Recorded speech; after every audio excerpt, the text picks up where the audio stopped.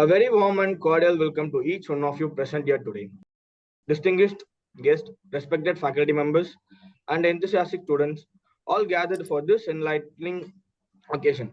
Today, we embark on an intellectual voyage on that stimulating discussion, fresh insights, and horizons of opportunity. The topic of our webinar, Importance of Polymer in Packaging, Emerging Technologies, and Sustainable Innovation. In both contemporary and significant, offering us an enriching platform to learn, reflect, and grow. Let us approach this journey with an open mind, keen curiosity, and spirit of exploration. Now, I respectfully invite our esteemed head of the department, Dr. S. Samshad Ma'am, a luminary in our academic journey and steadfast pillar of our collective success, to grace the occasion with her welcome address. Good morning to one and all.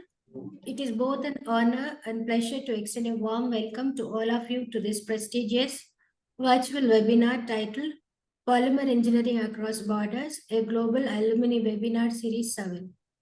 This event is organized by the Department of Polymer Engineering, School of Mechanical Sciences, and we are excited to bring together a distinguished group of alumni experts and participants from around the globe. At the outset, I would like to express my heartfelt gratitude to our esteemed speaker, Mr. Sriram Srinivasan, for graciously accepting our invitation to share his expertise with us today.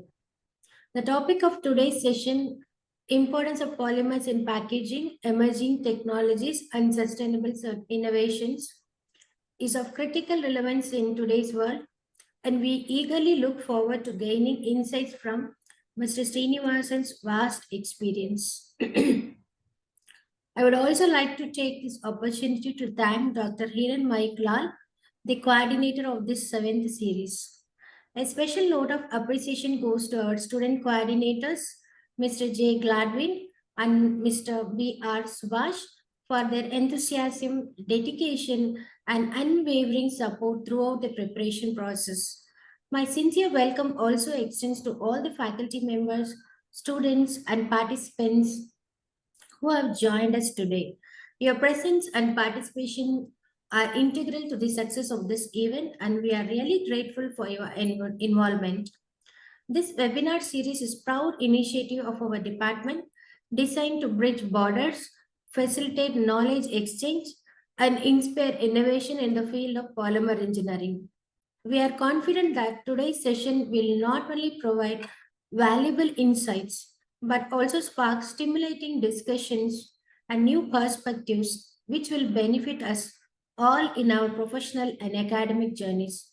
Let us collectively make this webinar a memorable and intellectually enriching experience.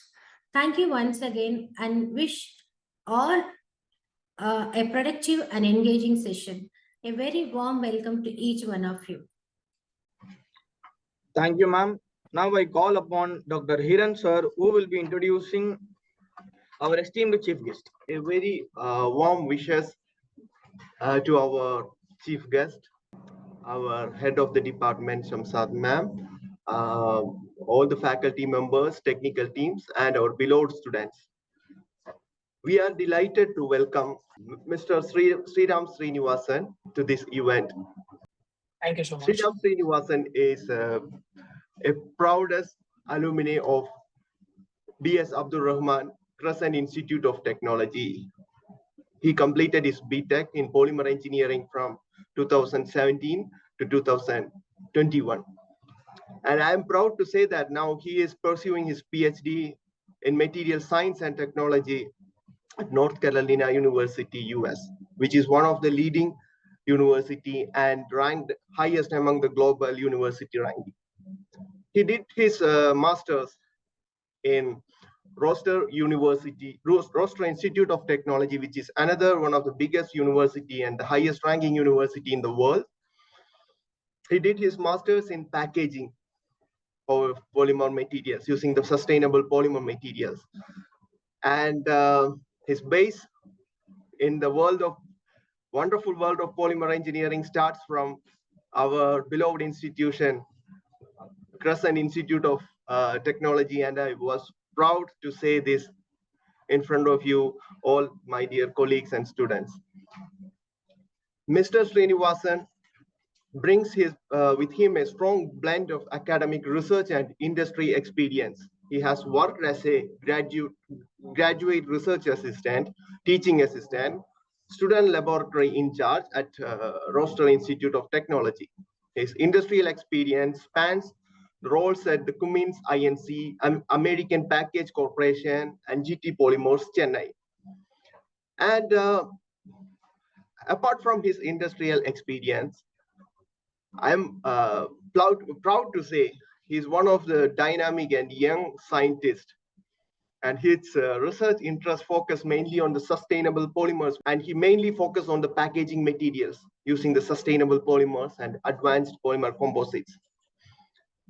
He has several notable publications, and one of his recent publications I'm very much interested in is collaborating with our institute and published in a Q1 Tier 1 high impact factor journal with our joining with our Department of Polymer Engineering.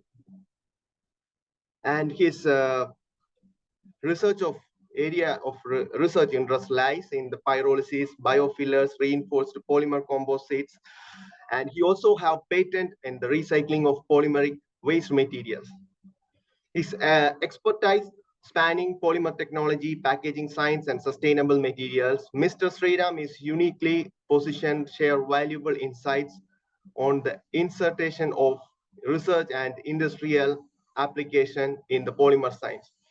Today, he will be presenting on importance of polymers in packaging, emerging technologies, and sustainable innovations, where we will share insight of how the polymers are driving advancements in sustainable packaging and shaping the future of green technologies. Dear students and dear faculty members and all the technical teams in Crescent, on behalf of you all, I warmly welcome Mr. Sriram Srinivasan to have his session today. The floor is yours, Mr. Srinivasan. You can start now. Thank you, Professor Lal. It was a very great introduction, and it just feels like I just got out of Crescent. I remember those days. It's very nice. And a very good morning to my fellow students. I just wanted to let you know that we can have this very interactive session. If you have any questions at any time during the presentation, please let me know. We can discuss, and or if you want to keep the questions to the last, you can do that as well. So whichever works for you works for me. Yep. So can you see my screen? Yes, Sriram, we can see your screen. Okay, perfect. Thanks. Hey, a very good morning to everybody. I'm Sriram Srinivasan. As introduced by Professor Lal, I'm a Ph.D. candidate. I work in the Narayan Research Group at North Carolina State University in the Department of Material Science and Engineering. And today we'll be presenting my topic titled The Importance of Polymers in Packaging, and the sustainable innovations and emerging technologies that are widely utilized and being synthesized in or being developed in the field of polymers with respect to packaging application. So a small background, I completed my BTech in Polymer Engineering at the Department of Polymer Engineering at B.S. Abdur Rahman Crescent Institute of Science and Technology from 2017 to 2021. During my undergrad, I had my research focus lying in polymer recycling using pyrolysis. I have various publications in polymer composites, polymer packaging films, etc. And my final year project was based on packaging films. And Professor Samshad Begum ma'am was my advisor throughout my undergraduate. And moving to my master's, I completed my master's in packaging science from the Department of Packaging Graphic Media Science at Rochester Institute of Technology. I was also a student lab manager managing the American Packaging Corporation Innovation Lab, and my research focus was in phase change materials, sustainable packaging films, and etc. My advisor at Rochester was Professor Chanford. So this is how I planned my presentation for today.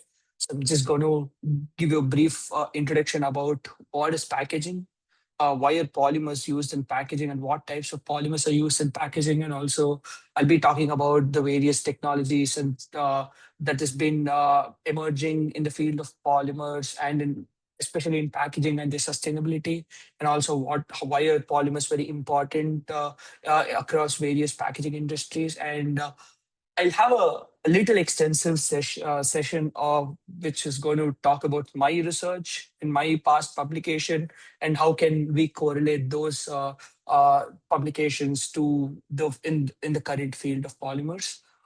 So to begin with, like, what is packaging? So packaging is of three folds. So packaging is much more than just a cover around a product. It's the science, technology of protecting products. So the protection, prevention, their quality, and making them presentable to consumers. Also, a package is not only that keeps food or medicines fresh, but also it communicates the brand and identity of the brand and instructions to the user. So we classify packaging primarily into three different categories. One is the primary packaging, which is actually in contact with the material directly, and then one is then is the secondary packaging, which combines the different primary packages in which the product has been uh, placed in, and the tertiary packaging, which is used for the bulk transport and logistics.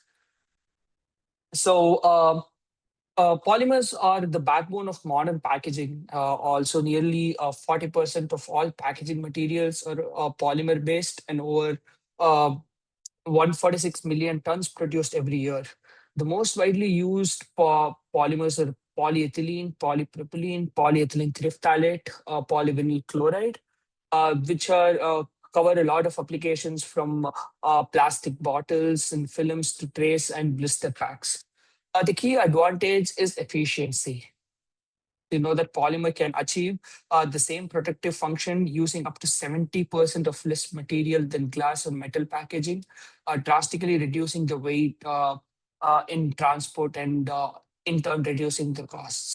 So this combination of lightweight and cost effectiveness and um, design flexibility explain why polymers dominate the packaging industries today. So this is the representation of the various packaging materials used.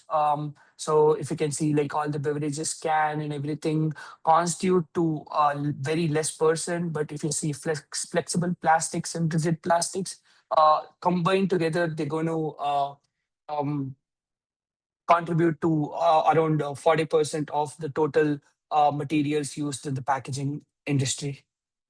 Polymers are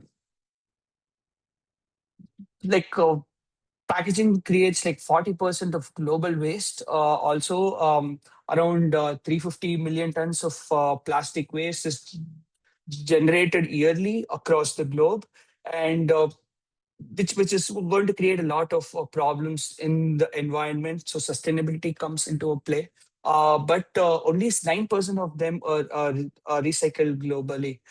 Majority of them are just end up in landfill, incinerated or mismanaged, which can cause various problems to the ecosystem.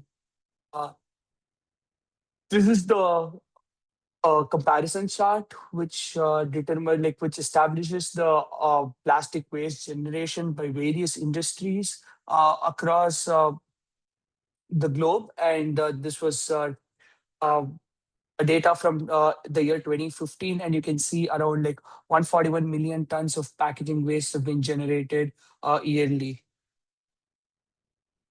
So on a broad perspective, we've seen what packaging waste does. But moving into regions, the European Union generated over 16 million tons of plastic waste in 2022, while the US produced about 14.5 million uh, tons back in 2018. So that is a large amount of plastic waste that has been created. What's alarming is that the recycling rates remain very low, averaging around like 13 to 14%. So even advanced economies are struggling to close the loop of recycling. But there are also a lot of opportunities. So there Going into eco-friendly packaging, the market is driven by biopolymers, recyclable films, and composite alternatives which are compostable, which means that they can be degraded naturally, and is projected to nearly double the value over the next decade from around 200 billion in 2024 to almost like a 400 billion in 2034. Like I'm talking all of this in USD. For polymer engineers, this means that not only addressing the waste problems, but also you need to think innovatively and rapidly expand the market for sustainable solution. So as you can see here, this graph illustrates the comparison between the waste generated and the amount recycled in the European Union between the year 2010 and 2022. So if you can see, it is very marginally less as in comparison to the waste generated. So what are the common types of polymers that are used in packaging? So one of the very common one is polyethylene, which is the backbone of packaging. So low density polyethylene is commonly used for films, bags, and sealing wraps, while HDPE is used for bottles, containers, and caps, etc.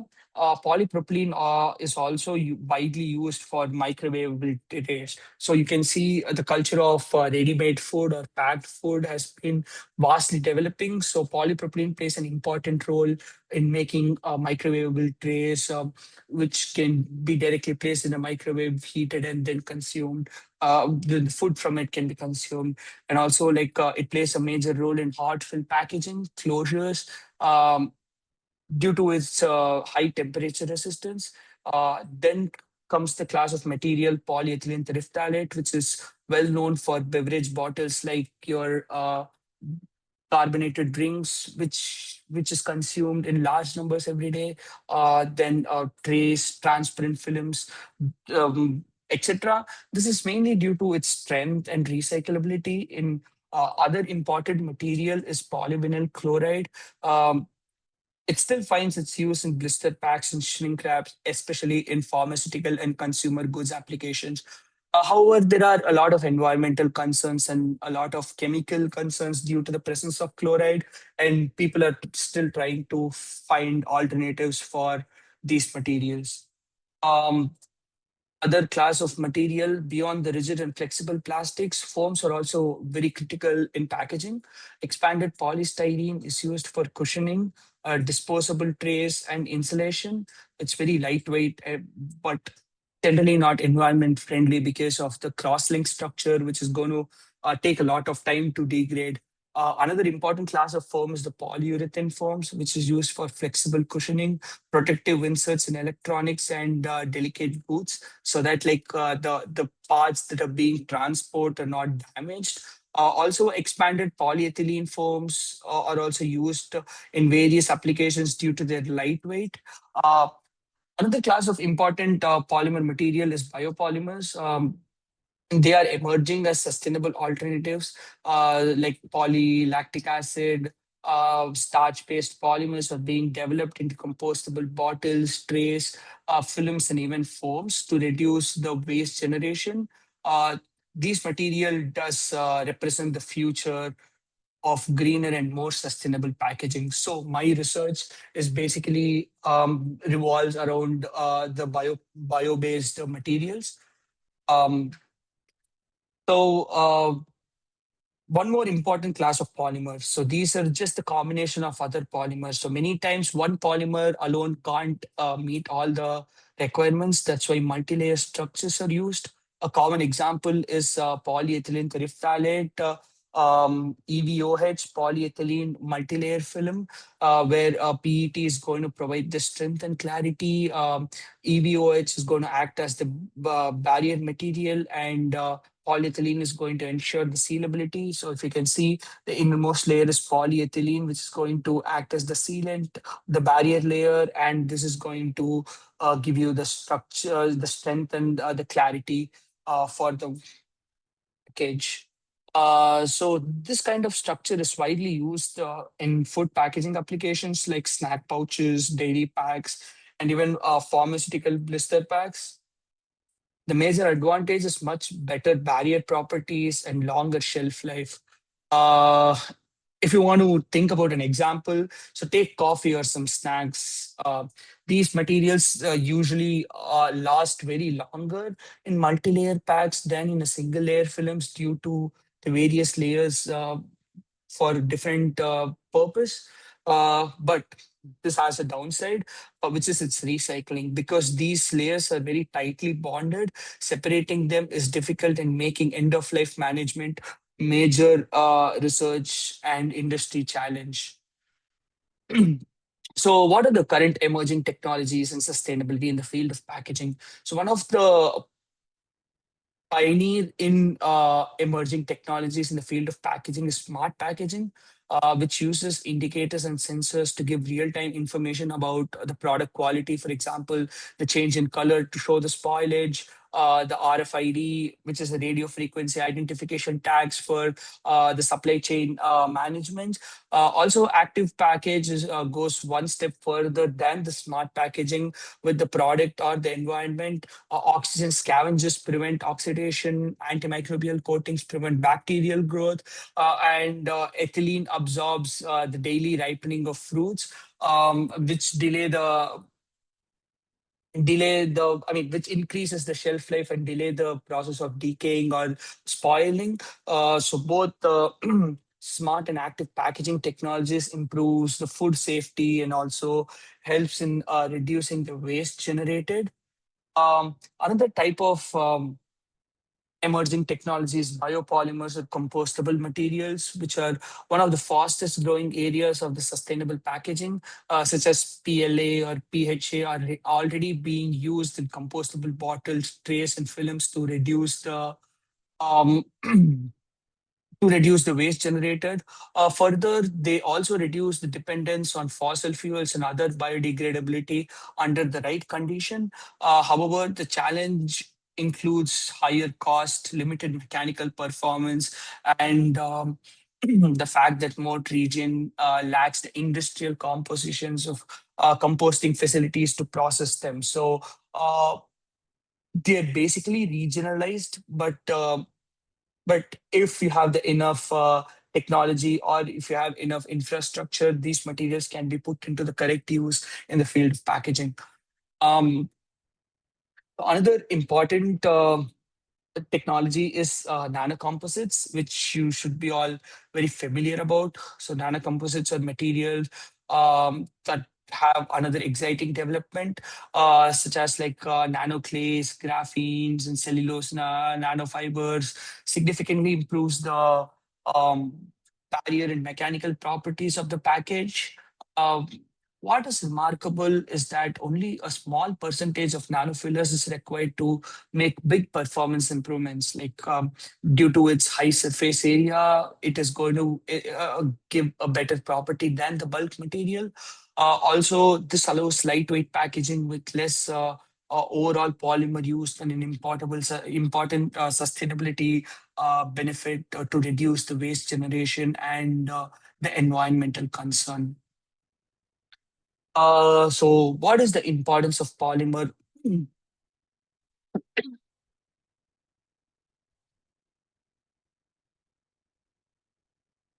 What is the importance of polymer in the field of packaging? Uh, so in the food and beverage packaging industries, polymers are consumed the most.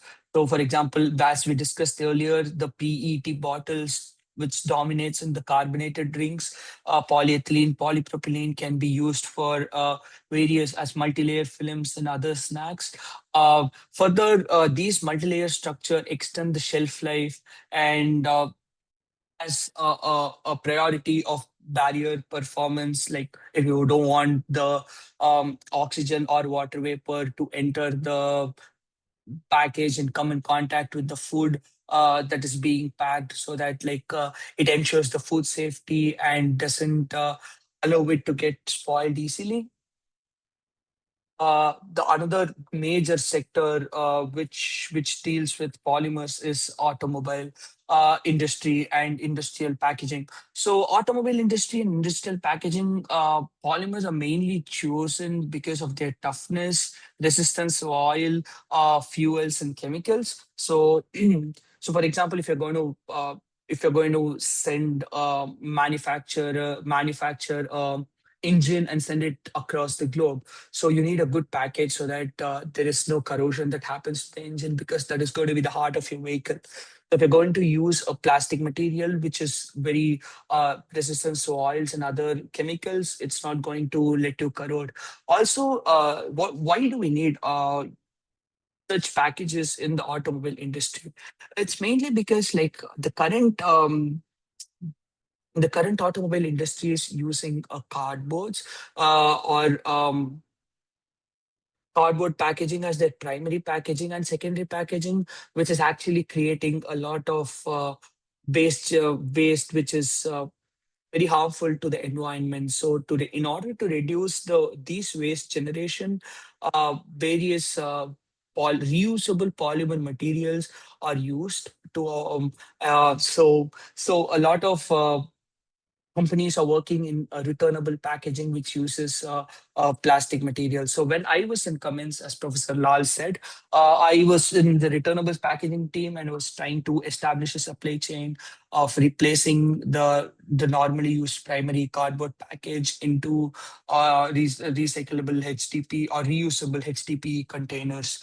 Apart from HDP and polypropylene, forms like EPS, EPE are also critical in protective the sensitive components during transport. The durability and resistance to harsh environments are the key requirements uh, for this application. Uh, Another important application is in medical and pharmaceutical packaging. In healthcare, packaging must ensure sterility and patient safety. PVC blisters packs dominates for tablets, while polypropylene and polyethylene are common in packaging, syringes, bottles, heavy bags, etc. Polymer also allows tamper evidence and controlled barrier properties, meeting strict FDA and European Union regulations. So, which is going to make the um, medical devices or tablets more last longing and very easy to be transported and from one place to another. Another important class is the cosmetic packaging. Cosmetics rely heavily on the visual and tactile qualities of polymers. So polyethylene terephthalate and polypropylene bottles, jars, and polyethylene tubes dominate the segments of polymers can be used in places like shampoo bottles, lotions, cream bottles, etc. Here, aesthetics are as important as a function. So the transparency, gloss, and color customization helps specific brands to stand out. Further, the lightweight and recyclability are the growing trends in this sector, uh, which focuses on the brand identity, the design, and the consumer appeal, increasing the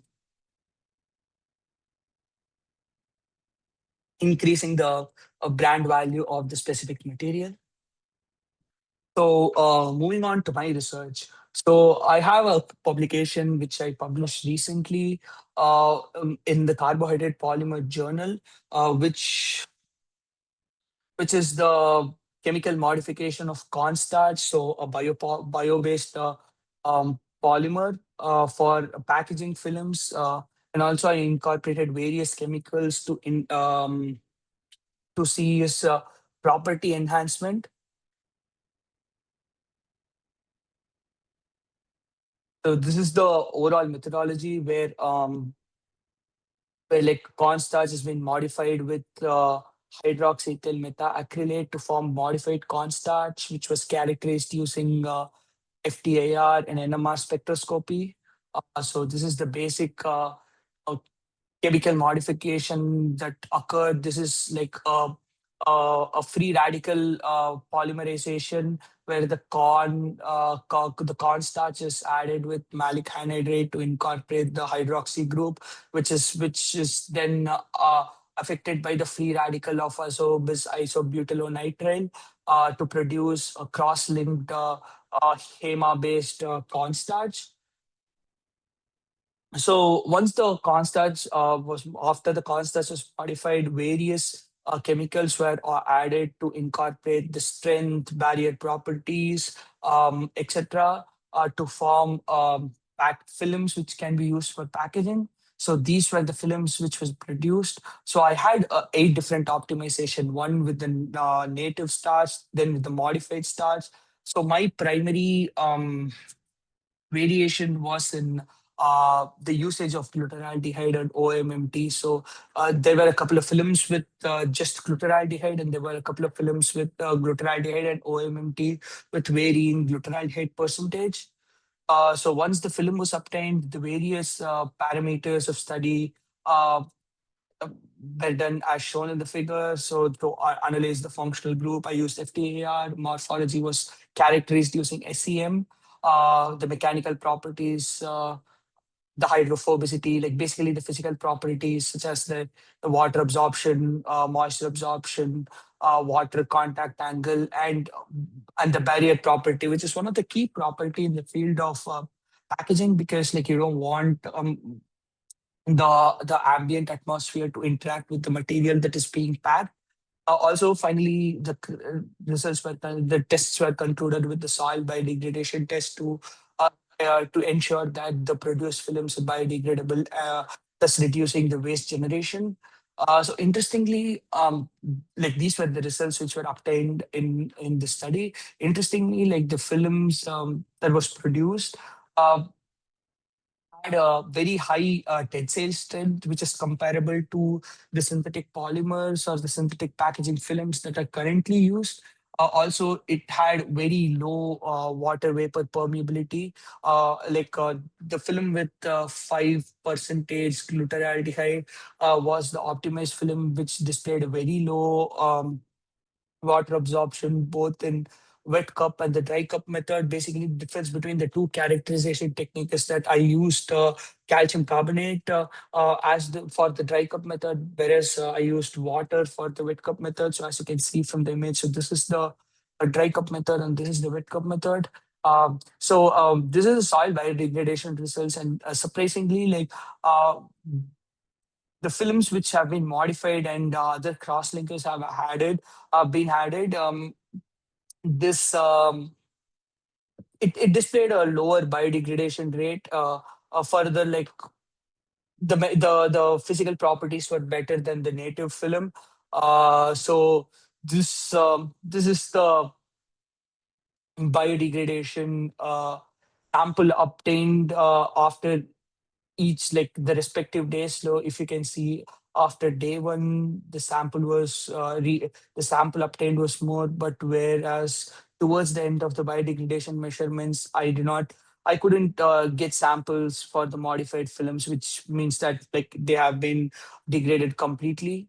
Uh so so so the basic conclusion of this research is that the optimized film is the modified film with 5% glutaraldehyde and OMMT. These films have a primary application in food packaging industries due to their excellent water vapor transmission rate. Like the barrier, like they do not allow any permeability of water vapors, and also like excellent physical, chemical, and the performance characteristics make them unique in various applications. So if you want to get a detailed understanding of the paper, so this is the title of the paper, and it can be found in the Carbohydrate Polymers Journal. Please go through it, and if you have any discussions, I'm open for it. We can connect via LinkedIn and discuss. So moving on to another interesting research study is which is the investigation and synthesis investigation on the synthesis and characterization of novel phase change material for packaging application. So this was my research for my master's thesis. So I worked on this research to establish a phase change material for medical device packaging. So what is phase change material and why do you need phase change material? So phase change material is basically it's going to change its phase in accordance to the temperature. So for example, if you are going to a too hot region or too cold region, the phase change material is going to adjust its temperature and therefore melt and recrystallize to maintain the temperature inside the system, thus protecting the medical devices that has been packaged inside it. It is a very important characteristics in the field of medical device packaging because when you need when a patient A needs something from the United States of America who is in India. So, like due to the varied the ambient temperatures, phase change material makes them medical device that has been packaged more efficient and prolonged shelf life. So my research was of two folds, one to develop a phase change material for a higher operating temperature and one to develop a phase change material for a lower operating temperature. So this is the preparation of a microcapsule formation. So where melamine and formaldehyde was used to form the prepolymer, then added with lauric acid and capric acid and to form the microcapsule.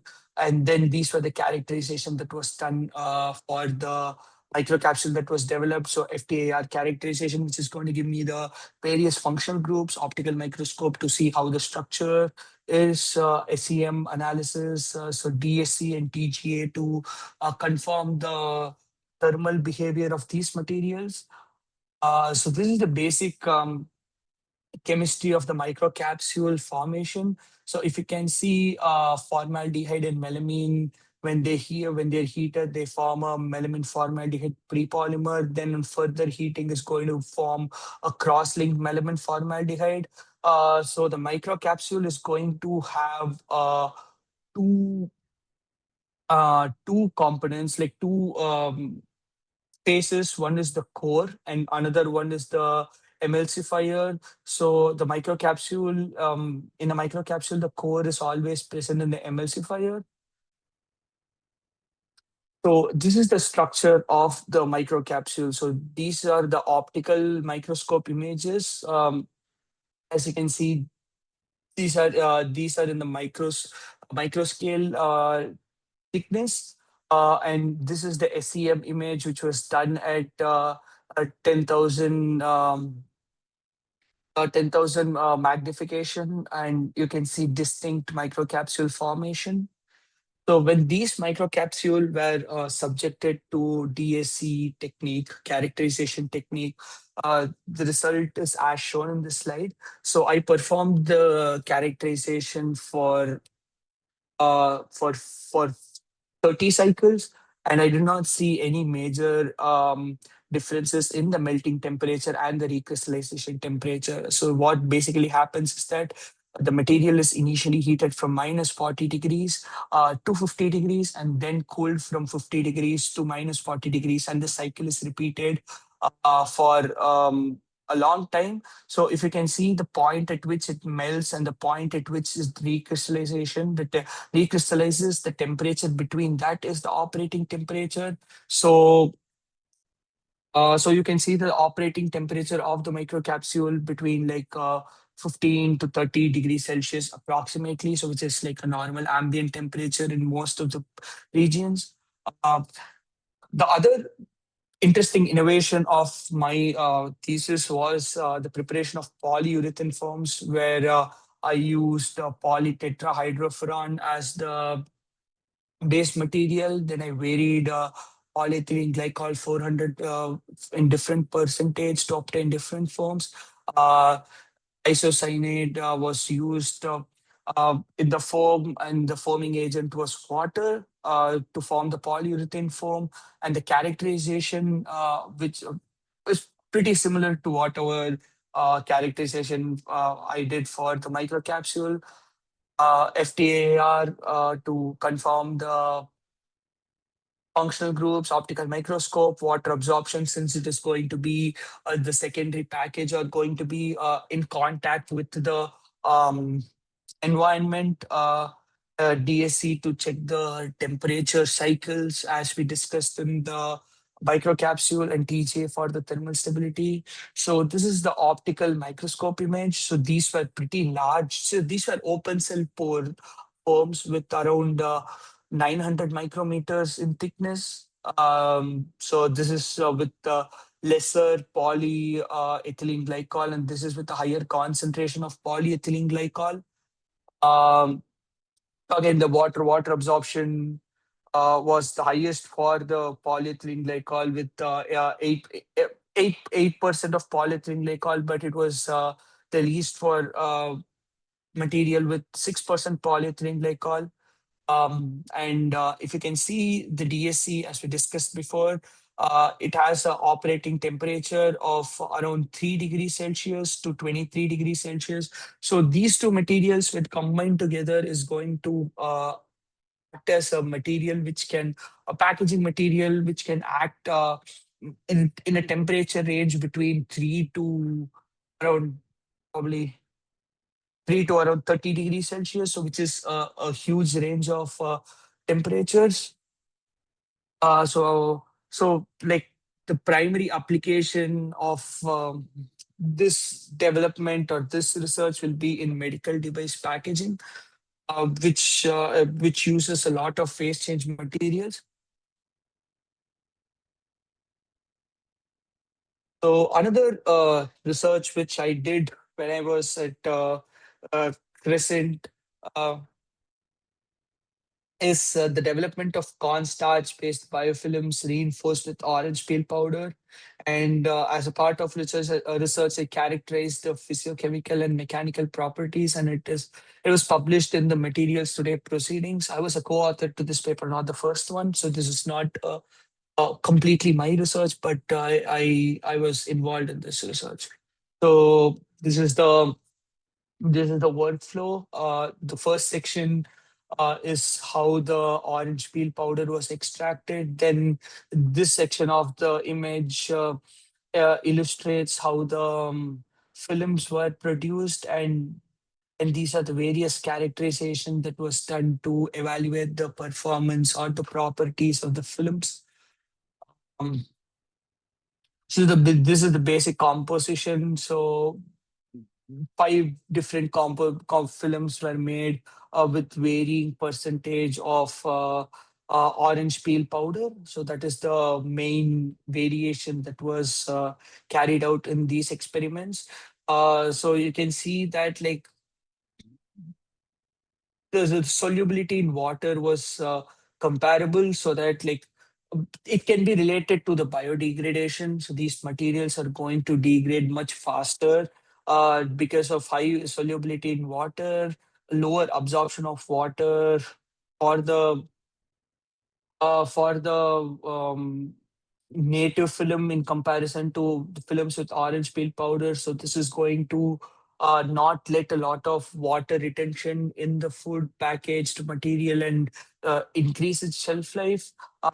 It also has a very low moisture content, so there is not going to be a lot of moisture that is going to be absorbed from the ambience, so it can protect the material pretty well. It also had a good solubility in alcohol, so which also in turn is going to work for the degradation process or after usage process. And also these materials with the orange peel powder had a good tensile strength, so that it can be used for various applications and can be produced using the industrial standards. So the optimized film here was the cornstarch with 40% orange peel powder. The application which we coined was to be used in the single-use plastic bags, and also these films had excellent soil biodegradation. That's about it. That's about my presentation. Thank you so much for your time. And this is the references I've used for this presentation. So if you want to read about more further about my research, like I've attached the title to my research articles and my thesis, so you can go through them. And as I said earlier, I'm open to discussion. Whenever you want, I'm available via LinkedIn. Thank you so much for your nice presentation, Mr. Sriram Srinivasan. It's very interesting and delightful talk that we had a lot of information about the sustainable packaging and polymers that we have recently used for the packaging materials. So now the session is open for the discussions.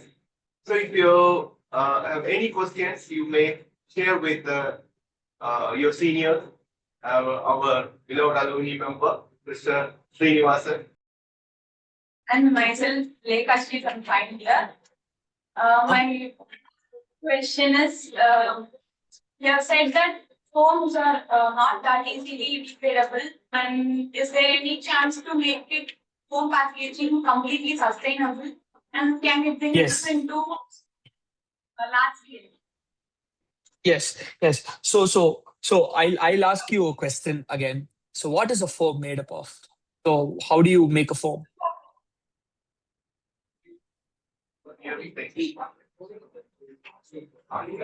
It's not an exam. You can just answer. It's okay.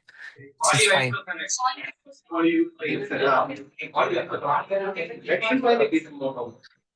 So basically, a foam is made up of two components. So one is polyol and another. Hello. Can you close the PPT slide? Yes. Yeah, please, ma'am. And now you people, students, you can ask questions. Can you repeat the question? Students? So this is the question from Lekha, ma'am. So she was saying that she was asking that can foams be made biodegradable? As I mentioned, that is they're hard to degrade. So what a foam is basically composed of two components. Well, that is the primary thing to make a foam. One is a polyol and another one is an isocyanate. So there have been like these are foams that have been used for a lot of time. So they are very well established. But there are a large class of foams, like people are trying to make foams using calcium carbonate, which can be blown by water as the blowing agent to form open cell pore foams. So yes, you can make foams biodegradable, and people are there. There is a lot of research that is going on to make them very effective and used in the field of packaging. I hope that answered your question, Lekha. Yes, sir. Yeah, thank you. And One thing. Just call me Sriram or call me bro. Don't call me sir, please. Please. I'm just like a couple of years elder to you. Thank you. okay, bro. And then another question. Is there what are the major challenges in converting the conventional polymer packaging into completely sustainable in large scale? So that's a very good question. So the primary problem or the challenges that people are facing or the various industries facing is the availability of material. Synthetic polymers can be made using the byproducts of petroleum. But that is not the case with natural or fully degradable or sustainable polymers. So they need to be obtained from natural sources. So the availability of those material are limited in various uh, regions due to various reasons, such as the variation in temperature, variation in climatic conditions, the habitat, etc. So the availability is one major issue, and second is the infrastructure. So the processing parameters for a synthetic polymer or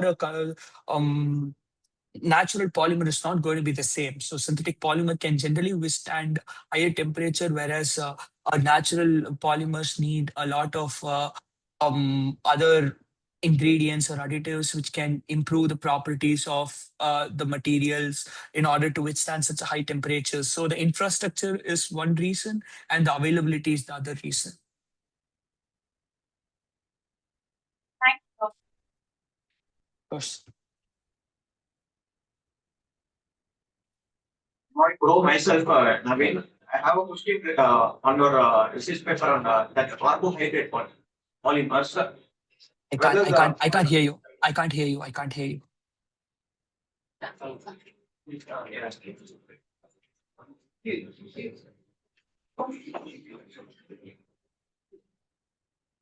Yes, bro. Can you hear me now? Yes, I can hear you perfectly now. Yes. Yes, bro. How effective are chemically modified starch-based films in meeting industry performance? Uh, in making what? In chemical modification of starch-based films in meeting the industrial needs, how it will be effective in industry performance? Are you asking me that how is starch-based chemical modified polymers going to be used in industries? Is that your question? Yes. Okay, perfect. Ma'am, let me take a moment and share my screen if that is okay.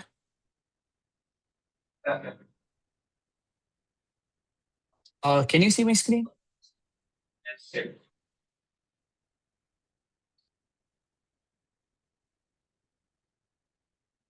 So this is going to be the characterization slide. So if you can see that, like, the tensile strength which was obtained for a chemically modified film is around 30 megapascal. So which is pretty close to the conventional polymers that are used in the industry, such as polyethylene and polypropylene. So basically, this tensile strength is going to play a major role in the extrusion, so that the film is formed easily and can be produced in large scale. That is one major reason, their producibility, and second thing is their performance. So, so why do you think a food is going to get spoiled?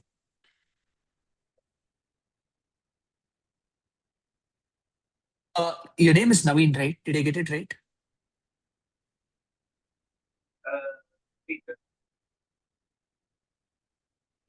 Can you repeat? Repeat. Can you please Your repeat the name is last? the one I'm speaking to is Naveen, right? Yeah, yes. Okay. So yes, Naveen, tell me, why do you think a food is getting spoiled?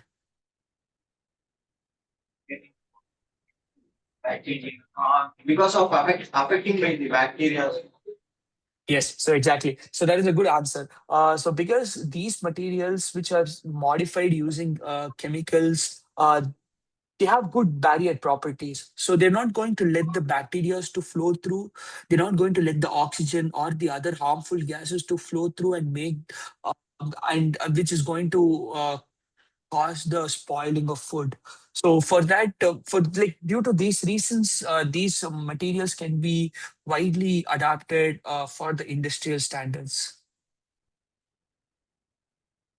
I hope I did answer your question. Is that okay? Or do you? I have another question. Yes, What do you yes, think go of for it. pH indicator films, which we can which we can see in naked eye that could have been spoiled or not?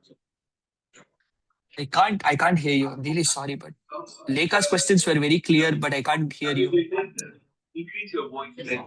Yes, bro. What is your point of view on the pH indicated films? If, So basically, like, for example, if a cookies get spoiled in the packaging itself, means it can reflect in the color changes. Uh, what do you think about it? yes, exactly. So that is a good observation. So these like what is the change in color in pH? It is basically that it's going to be an acidic environment, or is it going to be a basic environment? So whatever the environment is going to be, that is not really be useful for the transport of the specified food. For example, in your case, the cookies, they need uh, a special uh, chemical nature or chemical ambience for it not to spoil it. So these pH indicators is going to be helpful, but most of these indications or these characterizations are done in the lab scale, so that like the industry maintains the specific standards in their pH. They're not going to make the film too acidic or too basic for it to get spoiled. Okay,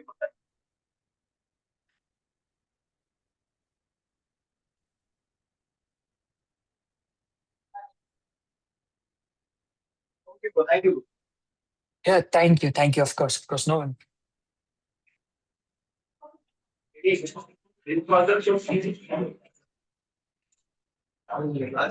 Sriram, I have a question. It arises Yes, from sir. your research work. Yes, sir. Uh, Go for it. you have did a wonderful work on biopolymers and packaging. But I'm curious to know, other than the morphology, the compositional characterizations, mechanical property characterization, what are the specific characterization that you prefer? Like barrier properties or something that specialized characterization techniques that you prefer to show the performance of a good packaging material.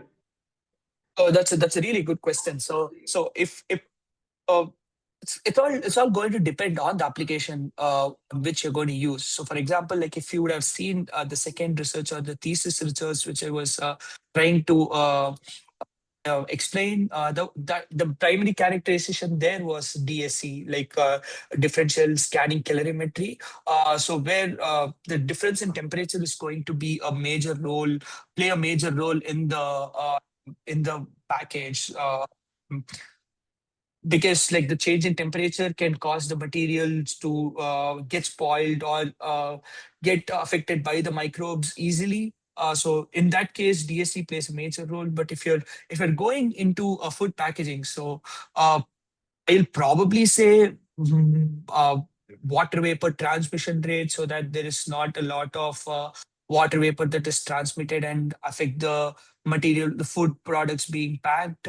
Then oxygen transmission rate. So a lot of microbes are aerobic, so they grow in oxygen environments. So we need to characterize the oxygen barrier capacity of the films or the package. So if you're talking about automobile industry, then corrosion resistance is an important characterization.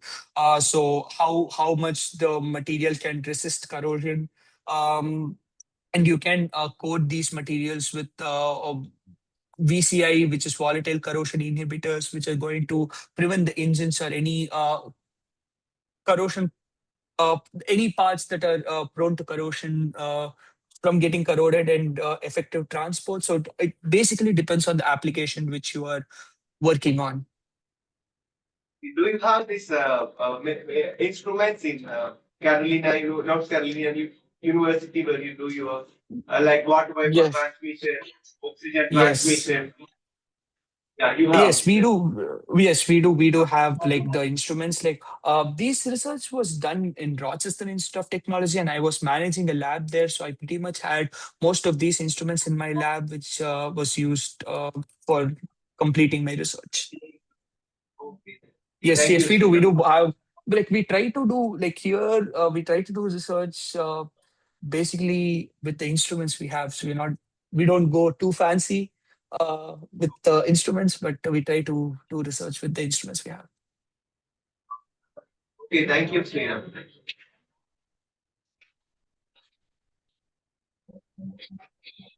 Thank you, sir. We extend our heartfelt gratitude for your inspiring and intellectually invigorating lecture. I now cordially invite Mr. Subhash from fourth year to offer the vote of thanks. Good morning to one and all. It is indeed my proud privilege to deliver the vote of thanks. First and foremost, I extend my heartfelt gratitude to our esteemed chief guest, Mr. Sriram Srinivasan.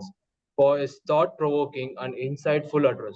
Your words have not only enlightened us on the fascinating world of sustainable packaging, but have also inspired us to view science with a deeper sense of purpose and curiosity. I express my heartfelt gratitude to our convener, Dr. S. Shamshad Begum ma'am, our head of the department, whose exceptional leadership and unwavering support have always been a great significance for guiding our department. A specific word for appreciation to Dr. Hiran sir for coordinating this webinar and made this event successful. I thank all our faculty members, Dr. Basant Kumar Behra sir, Dr. J. Shahida Pavin ma'am, Ms. Daulat Banu ma'am, and J. Daphne ma'am for their guidance. Last but not least, a heartfelt thanks to all the students and participants for joining the webinar with such enthusiasm. Your presence and attendance have made this session truly meaningful. Let us carry forward the insight gained here into our academics and professional journey. Thank you all and wishing you a wonderful day ahead. Thank you. Thank you, everyone.